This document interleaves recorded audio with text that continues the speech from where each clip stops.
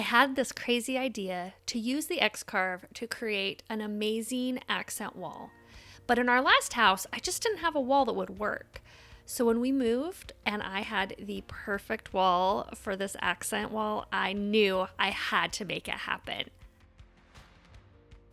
This accent wall is really a fun one to make, and it's budget friendly because it only uses 1/4-inch plywood. For my wall, I ended up using just over 4 sheets of plywood. So I had to rip one additional strip on my 5th sheet of plywood. But all in all, I spent less than $100 on the wood for this project. And I used my table saw because I was able to just set the fence once for the size of my tiles. Since they're square, I could rip down all of the strips very quickly and then flip them and rip them into widths, and it was perfectly square. And even though this project is definitely budget friendly because it is done with just plywood, it is not quick. As the stacks of little tiles started to pile up, I knew that this was going to definitely take some time.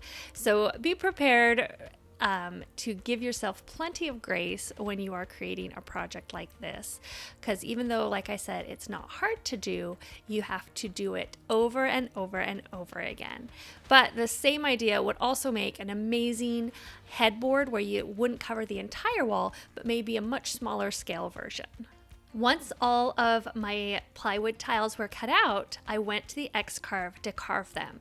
I'm using the V-Carve bit, a 60-degree V-Carve bit, to carve out all of the tiles for the wall.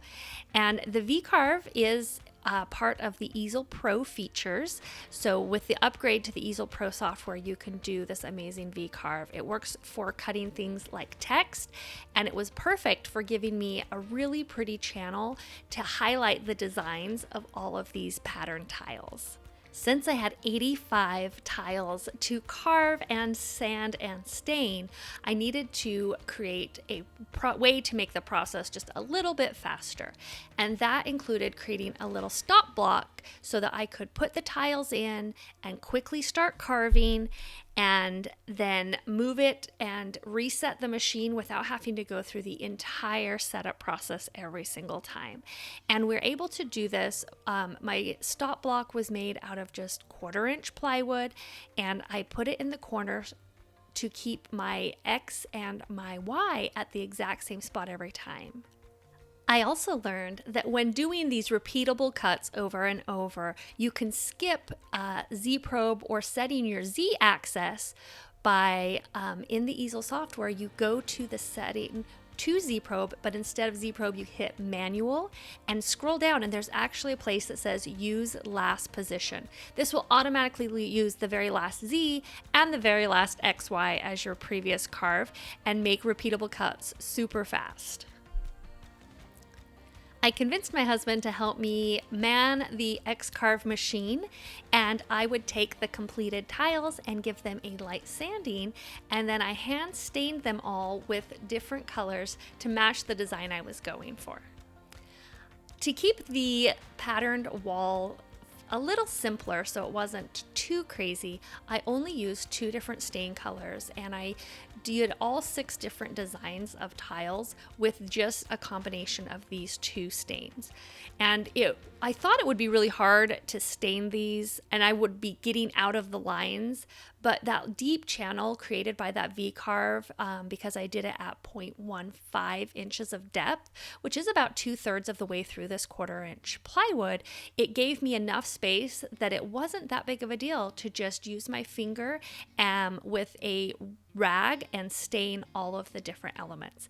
I was actually able to get a tile stained almost as fast as they were carved.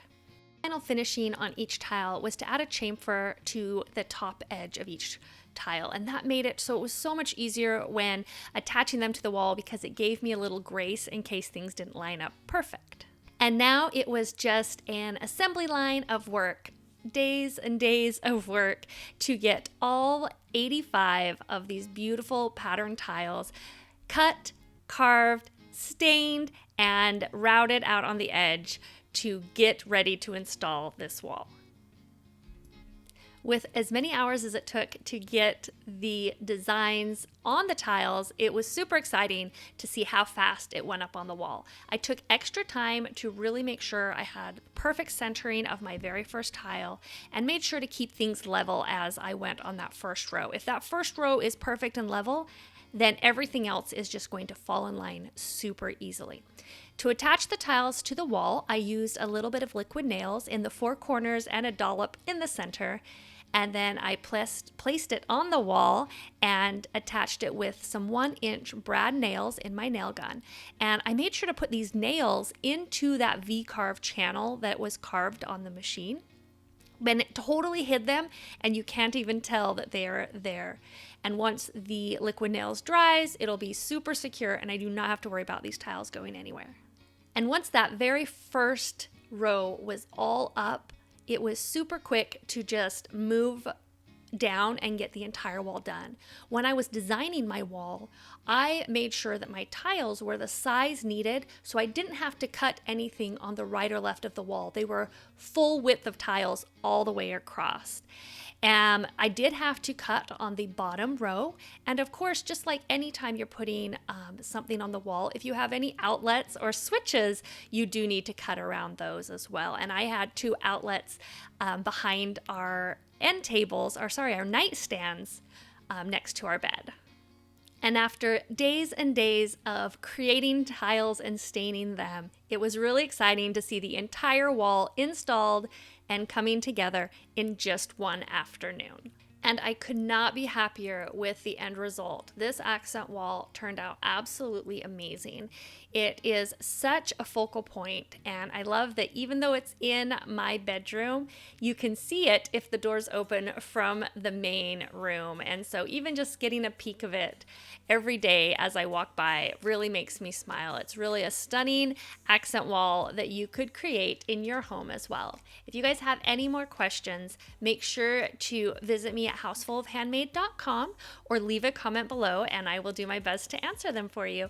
And if you liked what you saw, definitely hit the subscribe button and follow along as I create many more fun DIYs for your home.